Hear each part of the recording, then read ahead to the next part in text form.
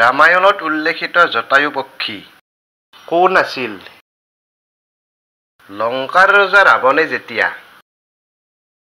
সীতাক অপহৰণ কৰি লংকালৈ উৰন্ত ৰথত লৈ গৈ আছিল, সীতাৰ কান্দন শুনি জটায়ু পক্ষীয়ে সীতাক ৰাৱণৰ হাতৰ পৰা উদ্ধাৰ কৰিবলৈ অপ্ৰাণ চেষ্টা চলাইছিল। ৰাৱণৰ ৰথত আগভেটি ধৰি ৰাৱণৰ লগত যুদ্ধ কৰিছিল, কিন্তু পৰাক্ৰমী শক্তিধৰ ৰাৱণৰ তৰোৱালৰ আঘাতত ডেউকা হেৰুৱাই বহুদিন বনৰ মাজত পৰি আছিল। ৰাম লক্ষ্মণে সীতাক বিচাৰি যাওঁতে বনৰ মাজত ডেউকা হেৰুৱাই যন্ত্ৰণাত ছটফটাই থকা জটায়ুক দেখি ৰাম লক্ষ্মণে প্ৰথমতে কোনোবা মায়াবী অসুৰ বুলি ভাবিছিল, কিন্তু ৰাম লক্ষ্মণক দেখা পাই জটায়ুৱে কৈছিল, জটায়ু পক্ষী দশৰথ ৰজাৰ পুৰণি বন্ধু।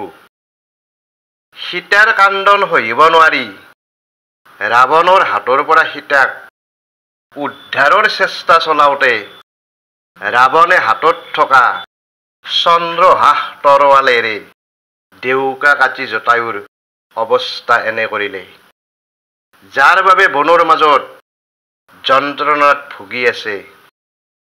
জটায়ুৰ কথা শুনি ৰামে বুজিছিল তেওঁ ৰামৰ ভক্ত, আৰু তেতিয়াই ৰাৱণে যে সীতাক অপহৰণ কৰি নিছে সেই কথা ৰাম লক্ষ্মণে নিশ্চিত হৈছিল। পাছত ৰামৰ আশীৰ্বাদত জটায়ু পক্ষী মুক্তি পাইছিল। প্ৰশ্ন হয়, জটায়ু কোন আছিল? জটায়ু আছিল বিষ্ণুৰ বংশধৰ। এটা অভিশাপত পক্ষী হ'ব লগা হৈছিল।